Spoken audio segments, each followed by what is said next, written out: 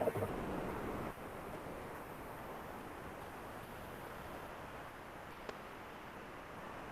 morning. Am I audible? Good morning, Yes, sir. sir.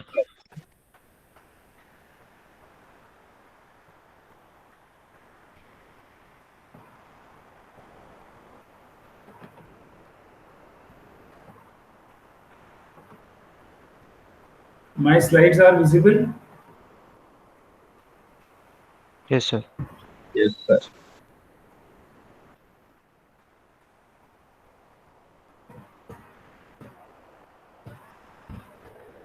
So uh, we have.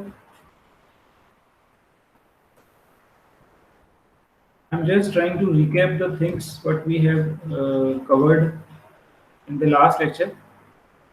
I think we have covered till there till this particular slide. Yes or no? Yes, sir.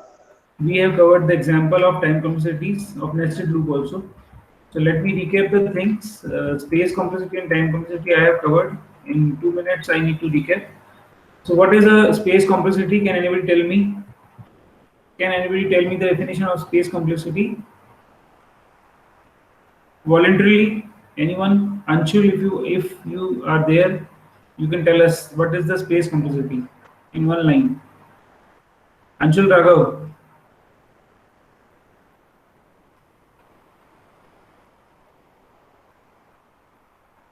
नहीं पता sir. नहीं पता. Okay, very good. Good answer. Anyone else who want to tell us what is the space complexity? Sir, may I? Sir, may I? Dushyant बोलो. Sir, the amount of space required for an algorithm to work. Very good. The amount of the space required, it means the amount of the memory required in order to occupy the memory occupied by the algorithm in order to complete the task. We have seen the definition also, and which is the combination of two things. One is static part and dynamic part. In static, what we include is the part that remains constant during the whole execution of the program, which may include the code for the space or simple constants that we are using in our programs. It is actually not dependent upon the input size. Second part is the variable part that will be represented by sp of n. Why we are choosing n? The function is depending upon the n means key. Now it will be based on the in number of inputs n. Okay, and it may include the variable part like dynamically allocated memories. It will include. So this is how the space complexity will calculate. We have seen some examples also. Uh, in order to calculate the spaces in bytes as well as in terms of n, like this algorithm will have 4n plus 12 space complexity and so on. Then time complexity we have like started. So what is the time complexity? Can you tell me what is the time complexity? So may I? हाँ बोलो. So the maximum time any algorithm takes to be executed. Okay, maximum time taken by the algorithm to execute. Yeah. Okay, why we are using maximum time? Cause sir, Amount. ना हमें कोई भी मेरे चीज पास algorithm में sir वो time धैर्य complex. धैर्य धैर्य को बोलने दो आप. सर क्योंकि सर कोई भी चीज अगर हमें ना किसी भी प्रोडक्ट को अगर हम किसी को देते हैं तो उसकी मैक्सिमम चीज बताते हैं कि Very good. हम मैक्सिमम कितना time. Okay, but right now the definition of time complexity, we will not include the word maximum. Okay, we just include the word the amount of the time required by the algorithm to complete the execution. It will be further classified in the best case, worst case, and the average case. And in that case, you will use the word that what you are using over there, minimum time, maximum time, whatever it is. Okay. So time complexity की definition हम केवल यही use करेंगे कि it represents the amount of the time required by the algorithm in order to complete. Okay. So next one could be But how we can calculate the time complexity, because we cannot measure the time by using the watch, or we cannot measure the time of the algorithms by taking care of the CPU time actually. So it is actually not feasible for us to calculate the time of the space time complexity of the algorithm. So what we have identified that we will try to find out the number of steps in order to calculate the time complexity. So जब हम time complexity निकालने की कोशिश करेंगे तो हम number of steps identify करेंगे हर algorithm में कितने नंबर ऑफ स्टेप्स यूज कर रही है. In that case we have also identified some rules कि हम कैसे स्टेप आइडेंटिफाई करने वाले हैं. So constant will be considered as 0, assignment will be considered as 1, iterative part will be considered will depend upon the counterpart of the program or algorithm. And we have seen the example of this thing also, multiple examples we have seen, like first of all if case statement we have seen how the time complexity is being calculated step by step we have seen. Then we have taken an example of loop, simple loop example we have seen where while loop we have executed. In that case for loop can also be there. How every step is being executed we have seen. Hello. Then we have seen the nested sir loop मैंने also. Definition chat box में डाल दी sir. Hello sir, ये अक्षित ग्रोवर का sir पूर्णिमा ID से sir login नहीं हो रहा है, तो सर पर्सनल आईडी से आ रहा है. पर्सनल आईडी से अलाउ नहीं है बेटा. Allow Ask him. नहीं, I will not allow anyone without Purnima ID. Okay. So that is what the space complexity, and we have seen multiple examples also. Till that point we have covered. Any issue till now? Now I have recapped it also. Anyone wants to ask anything regarding time complexity, regarding space complexity? हमने बहुत सारे example भी देखे और example we are going to cover. हम और भी करेंगे examples, but till now sir definition सही है सर.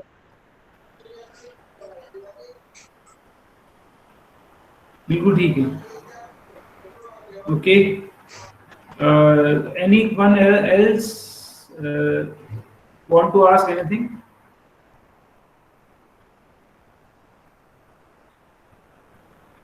So it means कि I conclude कि everything is clear, every point is clear to all.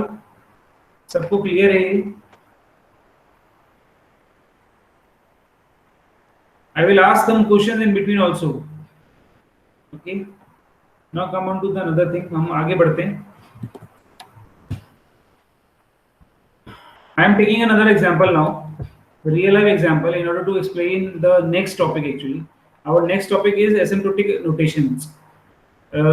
As most of us now knows that what is the space complexity and the time complexity. So we now have learned that how the time complexity will calculate in terms of the number of steps.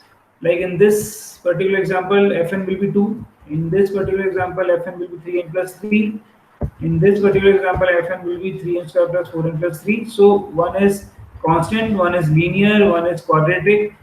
तो हमने देखा है कि हम time complexity in terms of steps calculate कर पा रहे हैं. We are able to find out the function for the time complexity. With that function gives us the total number of steps required by the algorithm. Like in this case, Fn is equals to 3n square plus 4n plus 3 is total number of steps required by this code in order to execute. So this is the time complexity. Number of steps equals to time complexity. Okay. So now what we will learn is we will learn a notation that we will use in order to represent the time complexity in mathematical form. These notations are very important. So how we will represent the time complexity in terms of the notation, or mathematically, I can say mathematically representation of the function Fn will give me some idea about the complexity of the algorithm. Okay, and that notation is actually known as asymptotic notations. So to learn this notation, I will start with an example. Now suppose imagine that a classroom of 100 students in which you gave your pen to one person. Now if you want that pen back, so here are different ways to find the pen, and what the order of this particular task is We will see now. The question is clear. Suppose I am having a class of 100 students and मैंने किसी को pen दिया था, तो अब मुझे वो pen वापस लेना है. So मैं कैसे पेन ले सकता हूँ? ये हमारा एक क्वेश्चन है. So can anybody tell me how I can take that pen back? Any one of you? Check करना पड़ेगा किसने लिया है, पूछना पड़ेगा एक स्टूडेंट से. तो पूछना पड़ेगा. कैसे पूछेंगे हम लोग? That is what I am asking कि क्या तरीके हो सकते हैं हमारे पास पूछने के. सर क्लास में अनाउंस कर देंगे कि किसी ने मेरा पेन लिया है क्या, जो मैं भूल गया हूँ. ओके, ये तरीका ब्रिज किशोर ने बताया. ब्रिज किशोर ने बताया कि we will announce the class and if someone gives me then it will be like go that student will stand up and give me the pen back. Very good. One way could be this or this. Second way, anyone else? जो कौन बोल रहा था अभी बताएं. आप कोई और बोलेगा? दीपेश. सर मैं यही कह रहा था कि सर जो भी अगर जैसे जिस भी अगर अपन ने स्टूडेंट को दिया है तो अपन उसको एज ए कॉल कर लेंगे. लाइक क्लास में अगर 100 स्टूडेंट्स तो अपन उसमें से कॉल कर लेंगे कि भाई जिसने पेन लिया है सर वो अपने आप ही आके सर मतलब हैंड रेज करके बोल देगा. तो वैसे कॉल यही अभी ब्रिज किशोर ने बोला था. हाँ सर मैं भी वही. Okay done. तो एक तरीका तो ये हो चुका है कि we have just simply announce in the class and that student will stand up and give me the pen back. That is very good. Another way, कोई और दूसरा तरीका कैसे हो सकता है बताएं. कोई और बताएगा? Third one.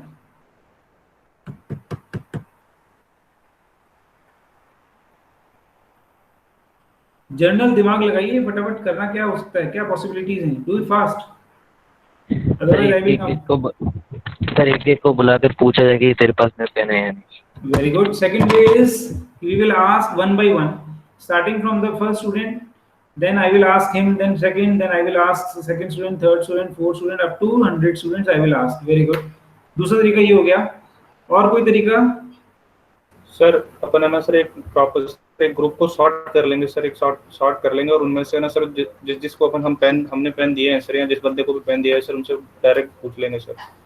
नहीं, आप क्वेश्चन वापस पढ़ो. हमने एक पेन दिया है एक बच्चे को 100 की स्ट्रेंथ में से.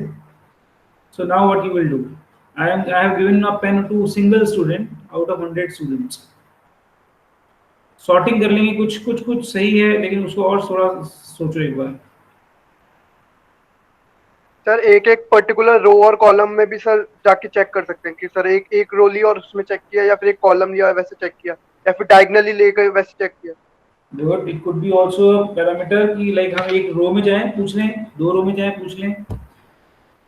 ओके, और कुछ तरीके देखो हमारे पास 4 तरीके तो आ गए हैं बैठे. 3 तरीके सॉरी. सर हम ऐसा करेंगे कि हमारे जो दोस्त है पहले उनसे पूछेंगे कि तूने मेरा पेन लिया है क्या. उन्होंने नहीं लिया होगा तो उनको भी काम पे लगा देंगे सर कि वो भी हमारा हेल्प कर सकेंगे. Very good. सर ऐसा सही पॉसिबल है. बिल्कुल पॉसिबल है. और तभी मैं सबसे ऐसा मैं that is why I am asking to everyone. मैं आपसे एक ही जने को नहीं बोल रहा हूं, बता रहा हूं कि बार-बार बोले. I just want that everyone should give me some idea. There are 40 students in the class, so everyone should give some idea actually. Sir जिस भी कंपनी का पेन है तो उसके लिए भी अनाउंस करके बोल सकते हैं. Okay, company wise you can ask. तो कि this particular pen companies pen I have given to someone और वो मुझे वापस दे दे. Okay, very good. और कुछ तरीके? ग्रुप्स डिवाइड कर देंगे सर. क्लास में ग्रुप्स डिवाइड कर देंगे और जो अपने फ्रेंड्स हैं उनको. Very good. क्लास में ग्रुप डिवाइड कर देंगे. Very good. क्लास में suppose we are dividing the whole class into 2 parts, then what? Sir, then we'll ask our friend or colleague ask in another group to ask for pen, or we can divide it further. So ज़्यादा और अच्छे से sort दो की जगह.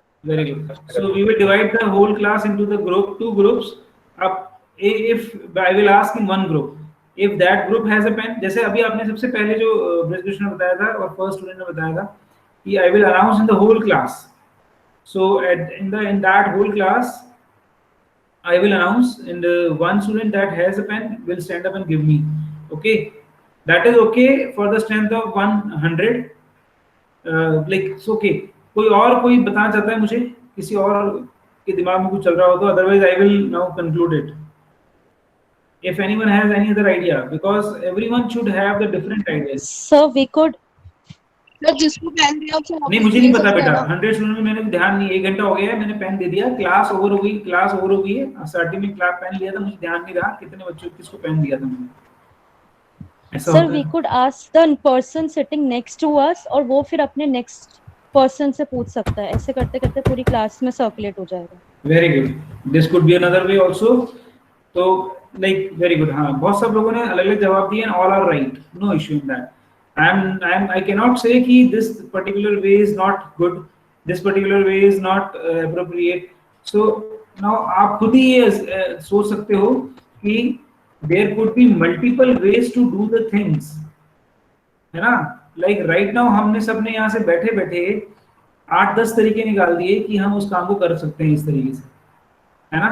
So every way is correct and every way will ultimately gives me my pen back. मुझे ultimately वो मेरा पेन मुझे वापस दे देगा हर तरीके से। अब मुझे ये आइडेंटिफाई करना है कि which one is the best one, कौन सा मुझे सबसे बेस्ट है, which takes the minimum time. Longest time बोल रहे हो? Yeah, minimum, shortest time. Sir, minimum time. The minimum amount of time. हाँ, shortest time. Very good. Shortest time, which takes the minimum time. Very good. So that is one criteria to identify that which one of the among available options is best option. So एक हमारे पास, क्योंकि हम पढ़ चुके हैं time complexity और space complexity, तो यहाँ हमको स्पेस की तो कुछ ऐसा लेना देना है नहीं, हम क्या बात कर रहे हैं, टाइम के लिए बात कर रहे हैं मान लीजिए। तो time complexity we will see that which particular method will have the minimum time in order to get the pen back, so that one will be the best one. So अब आप ऑब्जर्व करो, now let me tell again, come on to that point. हमने बोला first जो हमारे पास option आया था that was कि I will announce the whole class, okay, it will be of 100 class, then I will announce कि जिसके पास भी वो पेन है वो पेन मुझे दे दे, देन वो बच्चा खड़ा होगा मुझे दे देगा। तो how much step it takes, how much steps, now I am talking about 100। No, I am just announcing one time and that student will stand up and then he gave me the pen back. So how much student I have searched, कितने बच्चों से मुझे पूछना पड़ा, एक से, कितने भी नहीं, अपने आप जिस पे हुआ अपने आप खड़ा होके दे देगा। एक कांस्टेंट टाइम, तो it will take the constant unit of time. We are saying that it will take a 1 unit of time. Okay, is it okay now? And now another way, दूसरा वे देखते हैं हम। किसी ने बताया हमको कि मैं स्टार्ट करूंगा पहले बच्चे से, फिर उससे पूछूंगा, फिर दूसरे से पूछूंगा, फिर तीसरे से पूछूंगा, फिर चौथे से पूछूंगा। तो ऐसे टाइम पर मुझे मैक्सिमम कितने लोगों से पूछना पड़ेगा? 100. So it will take 100 unit of time. Yes or no? Yes, if sir. I'm considering asking one student will be equal to 1 unit of time, then asking 100 student will be equals to 100 unit of time. That's it. That is very simple. So it will take 100 unit of time. अब ये दोनों तरीके हैं, इनको compare करो, which one is best? Sir, Announcement. Very good. जो पहले वाला तरीका है जिसमें हमने अनाउंस किया और एक बच्चा खड़ा हो गया, ये हो गया, ये समझ में आया? That is okay? Yes or no? Yes sir. Sir actually ऐसा हुआ था मेरे साथ, मेरे क्या 100 रुपए खो गए थे, तो किसी ने नहीं लौटाए अब तक। तो अब मेरे पास लेकिन मेरे पास पर्टिकुलर इस जो मैंने बताया कि this one is best, first one is best, but now suppose the 100 is replaced by 1 lakh. There are a classroom in which 1 lakh students are there and I have given a pen to one of them. Then can we get that pen in that way? Can I use No, the sir. same? Can I use the same method to get the pen? No, sir. No जो sir, जो दोनों method मैंने अभी use किए हैं वो दोनों ही fail हो गए यहाँ पर। मैं 100 वाले में से 100 लोगों को अनाउंस करके बोल नहीं सकता, सॉरी 1 लाख लोगों को अनाउंस करके बोल नहीं सकता। और मैं यदि हर एक के बाद अगर पूछूंगा तो मैं तो 1 लाख बच्चों के पास पहुंचने में पता नहीं क्या होगा मेरा, है ना। सो फिजिबल दोनों ही नहीं हुए। अब क्या करना पड़ेगा, एक तरीका हमारे पास आया था, किसी ने बोला था कि I will divide the whole class into 2 groups. तो मैंने 1 लाख को डिवाइड किया 50,000 में, okay. Then again I will choose one of them, okay. मुझे उसमें से बोला किसी ने कि हाँ इस ग्रुप में हो सकता है pen, most probably, so I will choose one group. So one group मतलब 50,000 हो गए डायरेक्टली। वन स्टेप में मैंने कितने कम कर दिए, 50,000 पीपल कम कर दिए। Then again I will divide that into 2 groups, 25,000 में अंदर। तो फिर मुझे आइडिया लगा कि इस ग्रुप में हो सकता है, एनी हाउ सपोज मुझे किसी तरीके से पता लगा, तो अगेन मैंने I have divided that into 2 group 25 and so on if I moved in. So मैंने कुछ कम नंबर में काम कर लिया होगा, यस और नो? Yes sir. है ना? Yes, Yes, sir. sir. So this is how we need to find out the specific like way of doing a particular task, कि किस सिचुएशन में कौन सी चीज बेटर है, ये सब मुझे देखना पड़ेगा। That is what the actually analysis of the algorithm means. कहीं पर वही चीज बेटर होगी और कहीं पर वो चीज वर्स्ट हो जाएगी, ये समझ में आ रहा है आपको? कहीं पर वही चीज बेस्ट होगी, लाइक सपोज वो हम एग्जांपल लेते हैं 1 यूनिट वाला, 1 by 1 करके पूछेंगे तो 10 लोगों के लिए ये सिचुएशन बहुत अच्छी होगी, लेकिन यदि 1 लाख लोग हो गए तो यही वाली सिचुएशन वर्स्ट में कन्वर्ट हो जाएगी मेरे लिए। तो same way of solving a particular problem will not work in every case also, okay. Now we will see that I have actually taken 3 particular cases over there. One is going and asking each student individually, it will take n number of times. मैंने already explain कर दिया आपको n number of time कैसे हुआ ये। यदि 100 people हैं तो 100 बार मुझे पूछना पड़ेगा, then it will be of 100। अभी आप बिग ओ को छोड़ दें, ये बिग ओ क्या आ रहा है अभी, इससे ही नेक्स्ट स्लाइड में आने वाले हैं actually, okay. Next one would be you go and ask the first person of the class and if he has the pen then also you ask this person about the other 99 peoples in the class if they have the pen on and so on, okay। इसका क्या मतलब हुआ कि यदि आप पहले person के पास गए उससे पूछा, यदि उसके पास पेन नहीं है, यहाँ एक्चुअली आना चाहिए if he has not that pen, then you will ask that particular person also कि और 99% से पूछो। जैसा हमें किसी ने बोला भी था कि मैं अपने दोस्त को बोलूंगा कि किसी को बोले, बाकी सबसे पूछ के आए, है ना। ये उसी तरीके से कुछ है हमारे पास। So I ask one person, and if he will not have the pen, then he need to ask some other 99%. Then other sir again. एक मिनट सर, मैंने ही बोला था वो कि अपने दोस्तों से कह देंगे कि तेरे पास तो नहीं है, वो उनके साथ मिल गया तो Exactly, it is not like that. It is similar to that. Okay. Exactly तो नहीं होगा ना, कोई बंदा ऐसा भी सोचेगा बेटा, है ना। Exactly I am not saying कि जो आपने बोला वही हो रहा है। It is similar to नहीं, that. वो उनके साथ मिल गया तो क्या? वो उनके साथ मिल गया तो नहीं समझ में आ रहा मेरे को आपकी आवाज। सर जिसने भी पेन लिया होगा उससे मिल गया वो तो मिल गया होगा मतलब तो फिर तो अपना काम हो गया ना। That is what we are looking for. हमें पेन चाहिए, मिल गया पेन, बहुत है। उसके बाद पहले पर्सन के पास ही पेन मिल गया तो it will take 1 unit of time. ऐसे ही 10th पर्सन के पास मिला तो कितने यूनिट ऑफ टाइम लिया उसने? 10 यूनिट ऑफ टाइम, ओके। वो मैंने शुरू में बता दिया आपको। And now suppose in this case if you go to the first person and then if he has not, then we will ask him to ask other 19 people. तो एक बंदे ने कितने लोगों से पूछा? 99 लोगों से पूछा। फिर दूसरे पर्सन से हमने स्टार्ट किया। दूसरे पर्सन ने बोला कि मेरे पास पेन नहीं है, तो मैंने बाकी सब लोगों से पूछा, ओके। सो इस तरीके से कितनी बार पूछा जाएगा ओवरऑल मिला करके? मान लीजिए कि लास्ट बंदे के पास पेन होगा तो n स्क्वायर टाइम यहाँ लगेगा लगभग। It is not exactly, it is 19 people I am asking, so it will be near about 100, okay. Another way could be, now if I divide the class into 2 groups, then I ask it, is it one of the left side or one of the right side of the classroom, suppose. Then I take that group and divide it into another 2 group and ask again, and so on repetitively. If I will do the same thing, then it will be around big O of log n। तो ये big O of log n time में काम हो जाएगा। Like suppose यदि आप इसका example ले लीजिए 100 वाला केस ले लीजिए तो 100 को मैंने डिवाइड किया 50 में, देन अगेन 50 को 25 में, इस तरीके से यदि आप करके देखेंगे तो ये 10 टाइम्स में कंप्लीट हो जाएगा। Okay, instead of asking the individual person for 100 times, if I am dividing the whole class into multiple groups, then it will be of only in 2 groups में divide कर रहा हूँ तो मैं 10 unit of time लेगा वो। Okay, so in this way we will also reduce the number of time. So that is what the next slide means actually. अब हम जो जा रहे हैं, ये जो आप नोटेशन देख रहे हैं, that is big O n square और big O of log n, ये हमारे asymptotic notations हैं actually। अब हम इनको आगे explain करने वाले हैं। और not only these, there are many asymptotic notation. One is big O of 1 also, जो अभी हमने यहाँ लिखा नहीं है। Big O of 1 that is constant time, मतलब कि जैसे हमको फर्स्ट केस हमारा कि we have announced in the class and हमने बच्चे को बोला वो खड़ा होकर दे दिया, that will be big O of 1 time. Okay, now come on to the asymptotic notation. So asymptotic notation is actually used to find out the complexity in numerical form. In numerical form, here you can say that numerical form, mathematical form.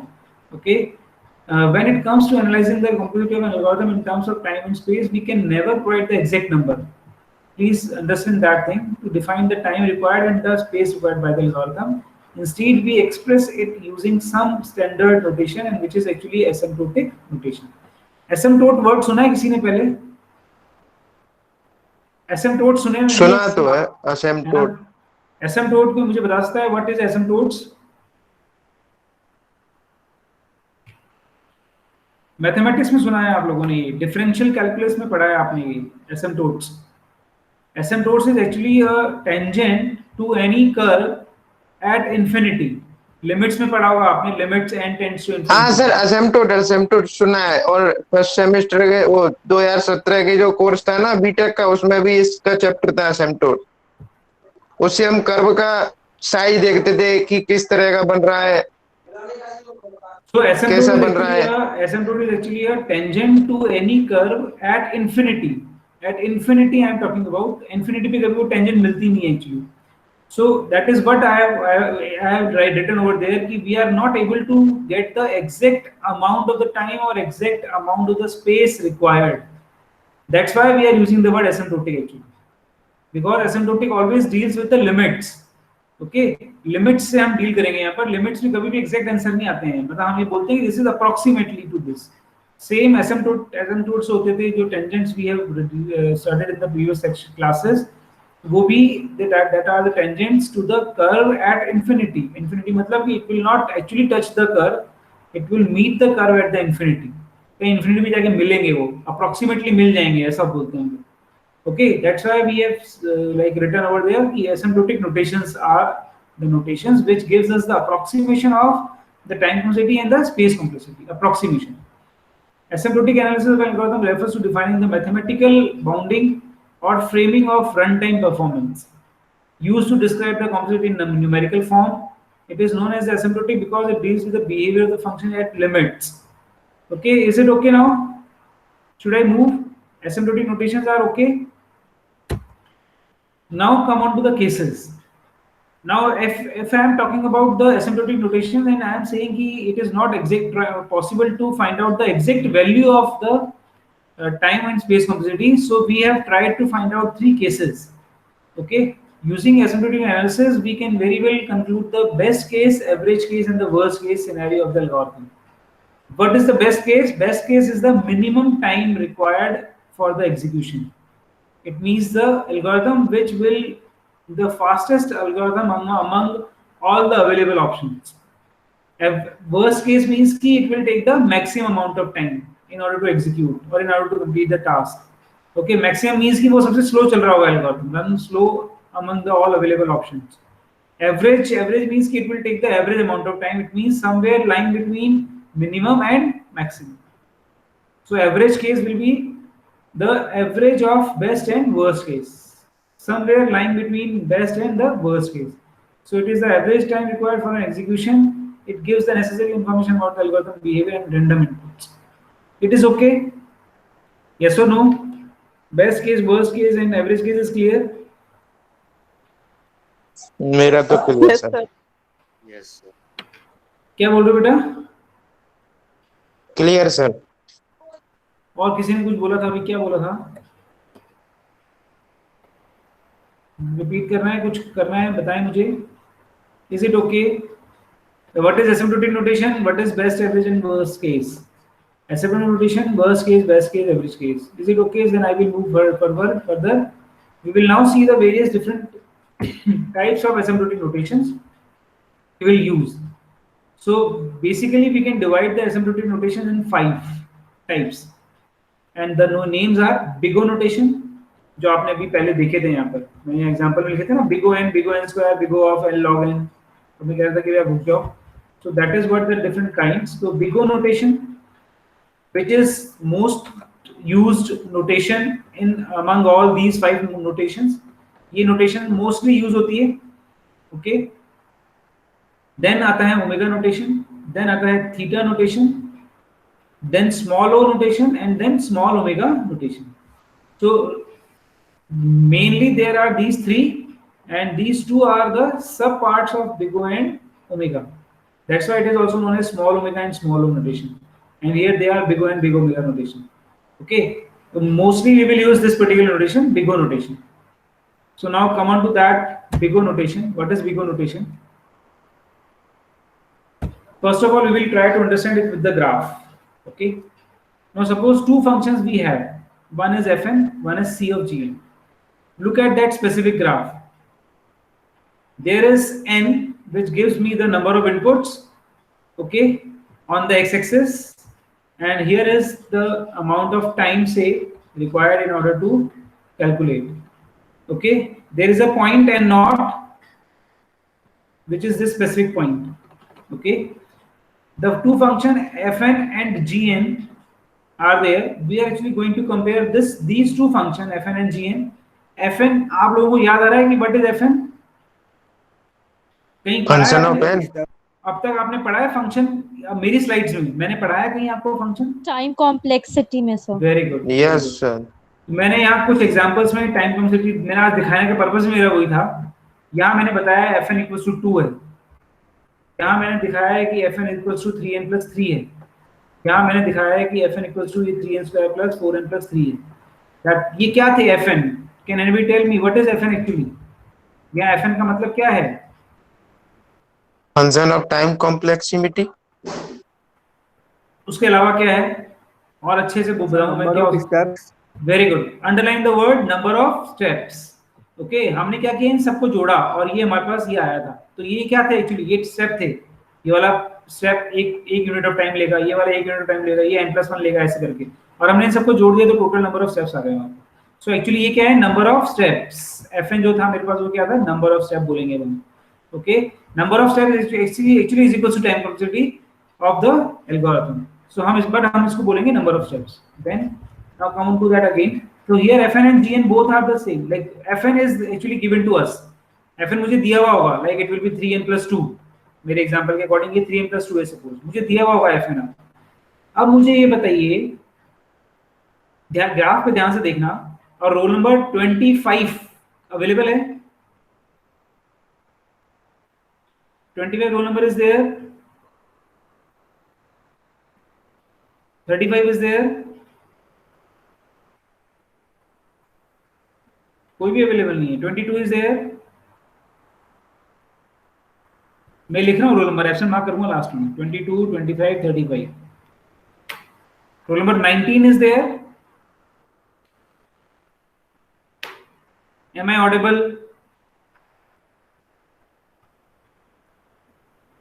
Class, am I audible? Yes sir. कितने बच्चे हैं class में? 40 बच्चे class में बैठे हुए हैं और आवाज नहीं आ रही आप लोगों की. क्यों? Yes, sir. You are audible, sir. पता नहीं sir. Yes, sir. Then you should tell me what I am sir asking. fn में टाइम कम है. Anyone can roll number 15 is there? Yes sir. Okay, roll number 15 ready. I am going to ask you something. Okay? आपकी वजह से मुझे ये हटाना पड़ेगा ये. तो मैंने पहले बताया था कि ये हमारे पास ग्राफ है जहां fm is the number of steps. Okay, ये this is t and this is n. Now tell me, you just look at the curve for fn. fn का जो curve है उसको देखें आप. Row number 15 I am talking about, and the rest of the class should also see and be ready for the question. So before n naught, or sorry, even I should say after n naught the function का function की क्या properties हैं, function fn और function gn में क्या relation है, कोई बता सकता है? बताएंगे आप? Rule number 15. Sir, after n naught first the fn decrease then increases. Decrease हो रहा है. ओके, यदि मैं ये पूछूं कि what is the position of fn with respect to gn after n naught, what is the position or Sir, what is बोलो.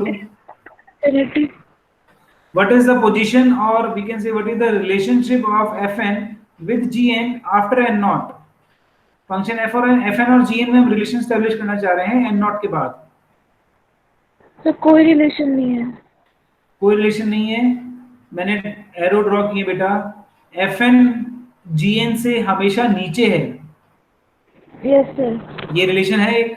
ये हमेशा fn is always less than of gn. Yes or no? Yes sir. But now before n naught, ये जो relation हमने बनाया कि fn is less than g, क्या ये एग्री कर रहा है before n naught? No sir. नहीं कर रहा है. वो ज्यादा भी हो सकता है, कम भी हो सकता है, कभी ज्यादा हो सकता है, कभी कम हो सकता है. वेरी कर रहा है ये. But after n naught. But after n naught it will remain same. मतलब after n naught function fn will always be less than or equals to gn. g equals to क्यों लगाया मैंने? Because n naught पर वो equals to भी हुआ है. Okay? उसके बाद वो हमेशा उससे कम रहेगा. So now tell me कि इससे हमें क्या समझ आ रहा है कि फंक्शन fn इस पर्टिकुलर gn से कभी बड़ा नहीं होगा. Yes or no? Yes. Anyone else? Roll number 15 is there. Yes. Yes sir. Function fn will never be more than c of gn after n naught. n naught के बाद ये कभी भी उससे बड़ा नहीं होगा. तो अब मैं यदि आपसे पूछूं कि ये अपर लिमिट है या लोअर लिमिट है? gn अपर लिमिट है या लोअर लिमिट है? फंक्शन fn के लिए अपर लिमिट है. Very good. ये सब वर्ड लिखते रहिएगा आप लोग, सब लोग. तो अपर लिमिट है. अपर लिमिट है तो मतलब क्या हुआ? ये मैक्सिमम टाइम लेगा या मिनिमम टाइम बता रहा है? मैक्सिमम टाइम बता रहा है. Very good. तो अब मुझे ये बताइए कि is it a best case और a worst case? Worst. Roll number 15 I am talking about. 15. Yes sir. रोल नंबर 15 को बोलने दें अभी. बेटा, you have told me that fn will always be less than cgn after n naught. gn gives us the upper limit for the function fn. upper limit मतलब आपने बताया कि ये maximum time ले रहा है. very good. now tell me कि maximum time means best case और worst case? वापस बोलो. Worst case. worst case. because मैंने अभी definition बताई थी आपको इससे पहले कि in worst case मतलब कि maximum time taken by the algorithm. okay, so है ना? If such cases are there, then we will say that function fn is equals to big O of gn. ये नीचे लिखा है मैंने लास्ट में, function fn equals to big O of gn. So gn here is the upper limit for the function fn, and it provides the maximum time the algorithm can take, and that's why it is representing the worst case analysis of the notations. Is it okay? Now I am coming on to the definition. See the definition. अब definition clear होगी. यदि ये graph समझ में आ गया है तो आगे आने वाले 3 ग्राफ ऑटोमेटिकली समझ में आ जाएंगे. सर मुझे नहीं आया ये ग्राफ से. सर ये fn क्या कभी भी gn से आगे नहीं निकल सकता सर? क्या हाँ, पता नहीं है कैसी पोजीशन मिल जाए जिसमें fn gn से आगे निकल जाए, क्योंकि ये वो सिचुएशन है, वो सिचुएशन n naught पर आएगी. n naught से पहले it could be less than, it could be more than, it could be whatever it is, but after n naught it must be less than gn actually.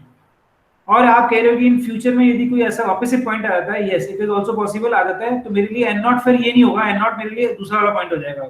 जो आगे ऐसा मिला है मेरे को, जिसके बाद वो विषय छोटा रहे, जिसके बाद वो एक्सक्यूज मी, तो सर जो एन नॉट दूसरा पॉइंट बनेगा उसके बाद सर बिगो की कंडीशन आएगी, या फिर जो एन नॉट जो न्यू एन नॉट है उसके पहले भी सर अपन उसको डिफाइन कर सकते हैं कि ये बिगो है या स्मॉल हो है सर? नहीं, जो पॉइंट हमने आइडेंटिफाई किया यहाँ पर एन नॉट मैंने बता दिया है, इसके बाद ही ये कंडीशन लगेगी, इसके पहले एन नॉट चेंज होता है तो उसके बाद अपन उसकी जो कंडीशन है वो चेंज हो जाएगी सर?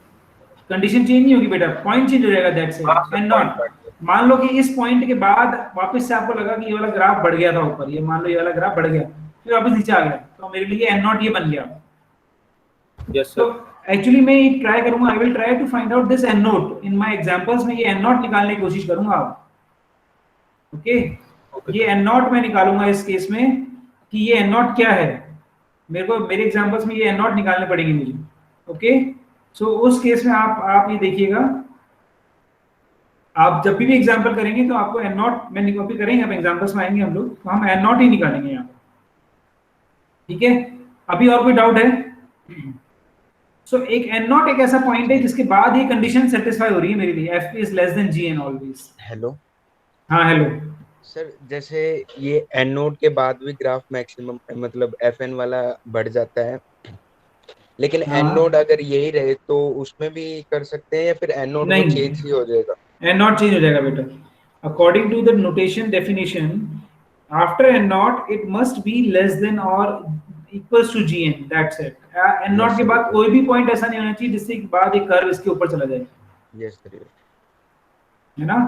तो ये actually why we are going to, why actually I am saying this, इसके पीछे बहुत रीजन है। क्या है कि ये अपर लिमिट है, इसके बाद इस फंक्शन की complexity will not exceed this.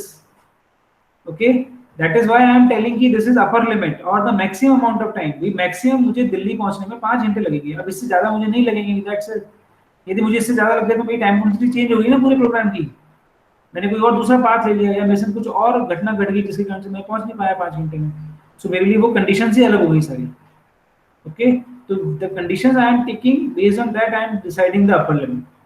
कुछ भी हो जाए उसके बाद ये वाला काम मेरा मैक्सिमम इतना टाइम ही लेगा, तो मैं अपने जो भी रिलेटिव वहाँ उनको ये बोलूंगा कि मैक्सिमम चाहे जाम लगे चाहे कुछ भी हो, मेरे को मैक्सिमम 10 घंटे लगने वाले हैं, इतने टाइम में तो मैं आ ही जाऊंगा। जाम भी लगेगा तो 2 घंटे लगेगा, 3 घंटे लगेगा, दैट्स इट। मुझे पहुंचने में केवल 3 घंटे लगते हैं भले यहाँ से दिल्ली, लेकिन मैं टाइम कितना बता रहा हूँ 10 घंटे, बिकॉज वो मैंने अपर लिमिट लेके चली है। कुछ भी हो जाए, बारिश हो जाए, जाम लग जाए, कुछ भी हो जाए, गाड़ी भी पंचर हो जाए, कुछ भी हो जाए। Okay, so that is what I am saying कि after n not it will always be less than और इक्वल्स टू जीएन। अब हम आते हैं डेफिनेशन पे। For any two non negative number f N and G N, two non negative number, ये चीज ध्यान रखिएगा, टू नॉन नेगेटिव नंबर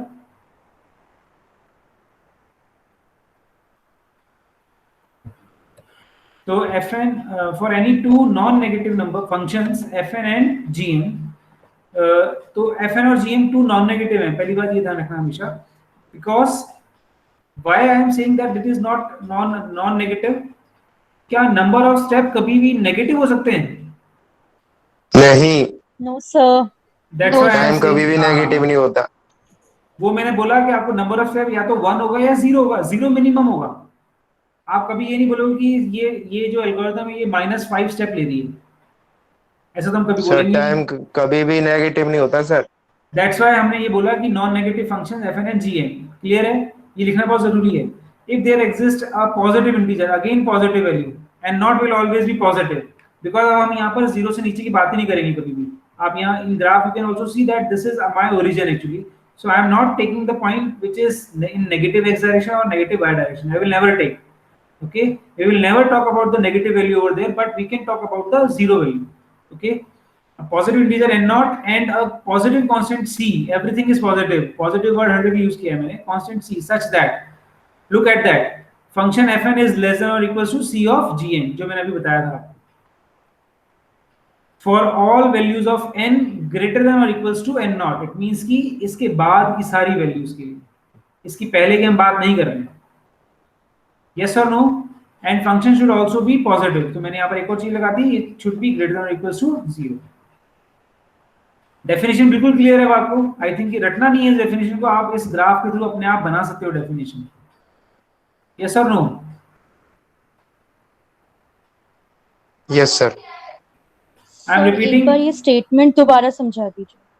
बिल्कुल, I am repeating, for any two non negative functions fn and gn, if there exist a positive integer n naught, जो इस graph में यहाँ पर है, ये n नॉट है मेरा, and a positive constant c यहाँ पर हमने मल्टीप्लाई किया है किस gn के साथ, such that fn will always be less than or equal to cgn। जो मैंने बताया आपको कि fn, this function, this line will always be less than or equal to gn। ये वाले ग्राफ से हमेशा नीचे है ये n नॉट के बाद, आफ्टर n नॉट से पहले कुछ भी होगा, बड़ा छोटा कुछ भी होगा, for all values of n which is greater than or equal to n not, मतलब आफ्टर n नॉट। इसका क्या मतलब है? After n not. ये क्लियर है डेफिनेशन? ये लाइन स्टेटमेंट क्लियर है?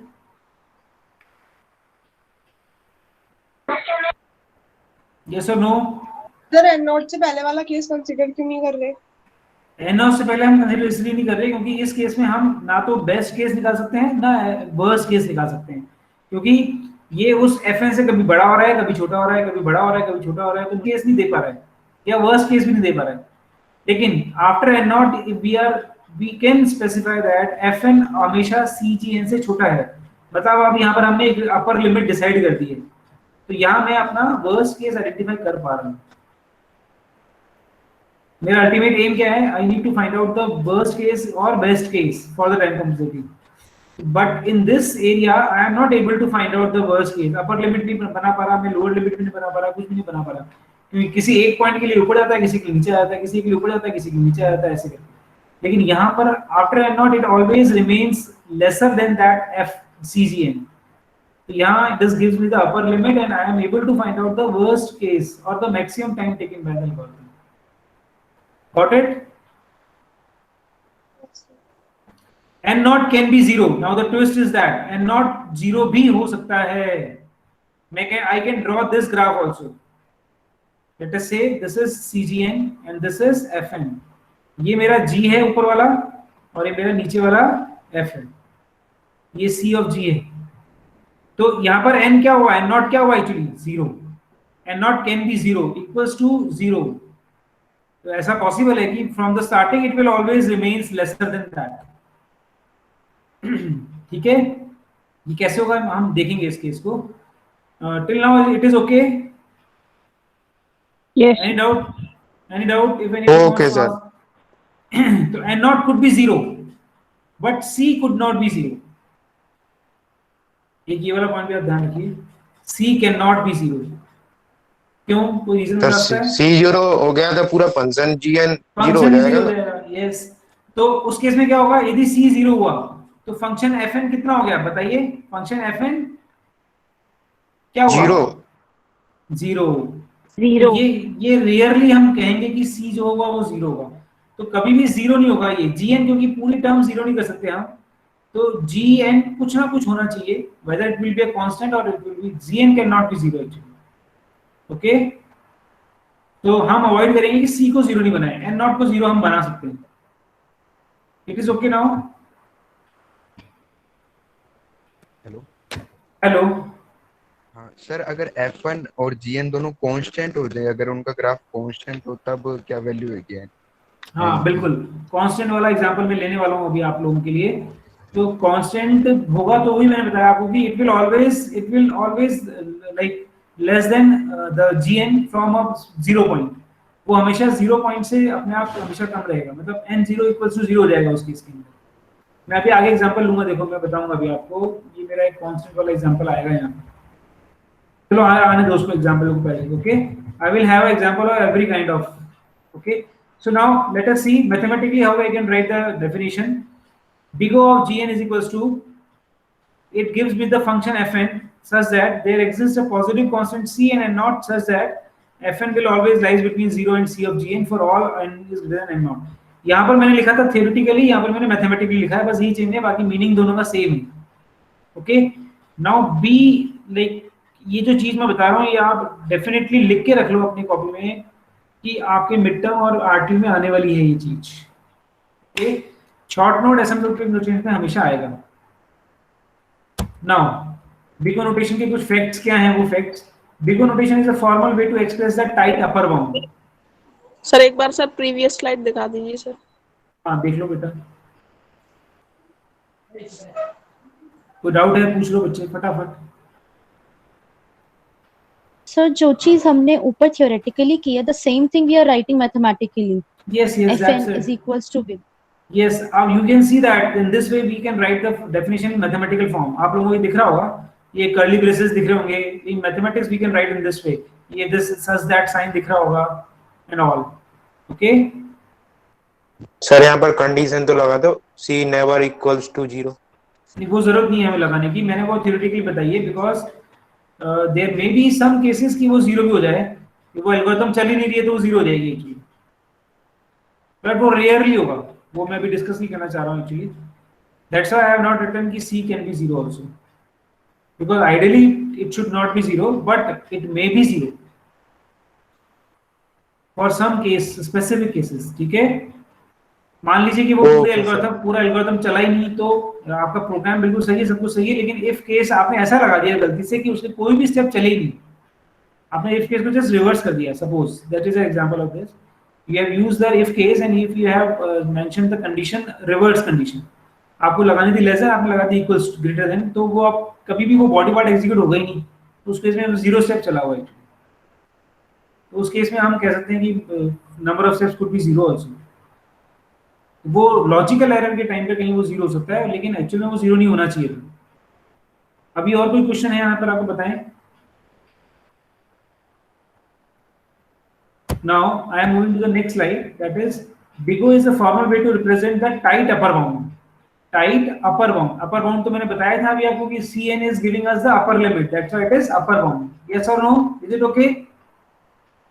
And it measures the it measures the worst case time complexity or the longest amount of time taken by the algorithm to complete. ये हमने already discuss किया था, roll number 15 में हमें बताया था. It tells us that a certain function will never exceeds the specific time for any value of the input. So हम यहाँ को ये पता लगेगा कि ये कभी भी exceed नहीं करेगा किसी particular value से, जो हम इस ग्राफ में already देख चुके हैं. After n naught, it will never exceed CGN. Yes or no? ये clear है सबको?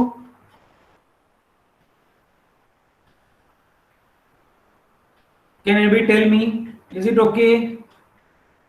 Yes, sir. I have taken Yes, sir. like around 50 minutes. Yes, sir. I have taken around 50 minutes to explain this concept. यदि ये समझ में आ गया है तो नेक्स्ट जो हमारी स्लाइड्स हैं, जो नेक्स्ट नोटेशन है, बहुत इजीली समझ में आ जाएंगे. सर थोड़ा टाइम दे सकता हूँ सर, इसमें मुझे और कुछ क्वेश्चन देख रहे हैं.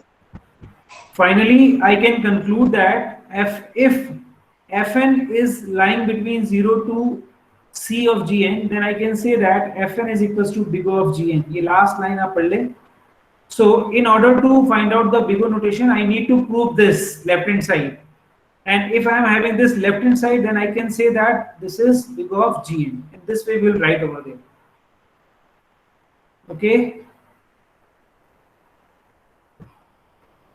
इसके बाद मेरे पास एग्जांपल्स हैं, मैं एग्जांपल्स करवाऊंगा आपको कल अब, because now the time has over. So I have example of different kind of functions. It will be a constant function, it will be a numerical function. Like देखिए फर्स्ट स्लाइड में हमारे पास numerical linear function है, then quality function I have taken, then again quality function I have taken, then constant function also I have taken. मैंने examples लिए हैं आप लोगों के लिए. अब we will see in the next lecture. Till then, you just ask me if you want to ask anything.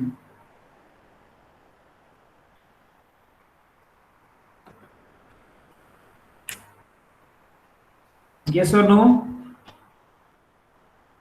Yes sir. So should we end now?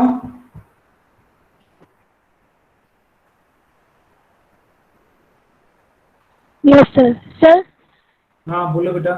Sir Google class का code क्या है?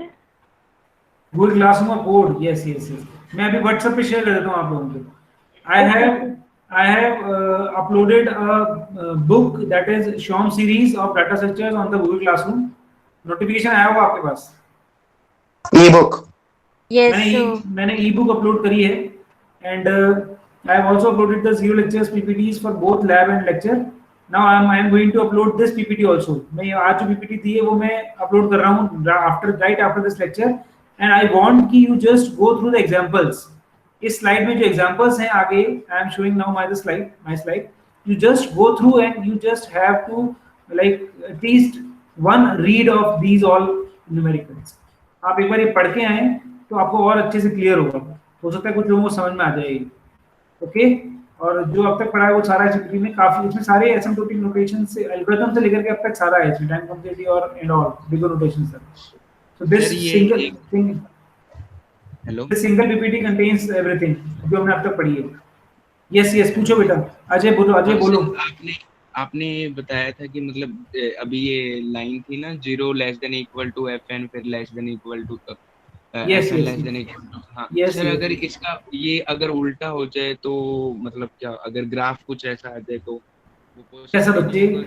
उल्टा से मतलब ग्राफ आप कह रहे हैं कि FN जो है वो बड़ा हो जाए GN से? यस, यही कह रहे हैं ना? हाँ, तो उधर फिर बेस्ट टाइम वो very good, that's it, very good. यही आपकी नेक्स्ट नोटेशन है। अभी आप, मैं आपको दिखा देता हूँ स्लाइड नेक्स्ट वाली।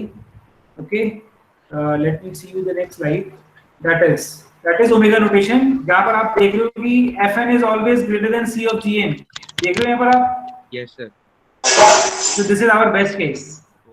सर अगर टाइम एक्सपोनेंशियल फंक्शन में दिया हो तो सब पढ़ेंगे हम, एक्सपोनेंशियल फंक्शन पढ़ेंगे। सो तीन ही होंगे, केस तीन ही होंगे हमारे पास। हमें इन तीनों केसेस में से कुछ ना कुछ निकालना पड़ेगा। Okay, best case, worst case और average case. Okay, done. Thank you very much. Your next class about to start. So मैं I am going to share this PPT and I am going to share the Google Classroom code also. Thank you very much. I have taken the attendance through some okay, we can say a plugin. I have installed a plugin and I have taken up attendance from that. Okay, so no Excuse me, sir. Sir. Yes. Sir बीच में किसी का call आ जाता है तो एक बार disconnect हो जाता है, तो सर प्लगइन में फिर तो नाम नहीं आएगा ना सर, अगर डिस्कनेक्ट हो गए तो कॉल आने से? तो कोई बात नहीं, मैंने 4-5 बार लिया, 4-5 बार नहीं होगे तो मैं नहीं सर, 1-2 बार ही आया था कॉल पापा का, वो तो इम्पोर्टेंट कॉल था सर। अच्छा ठीक है बच्चे, कोई बात नहीं, आपका नाम उसमें आ गया होगा फिर तो। Okay sir. I will see that if in all 5 attendance you are there, then I will mark the absent or present. No issue in that. Now I am stopping it. Thank you very much. Sir exponential function पर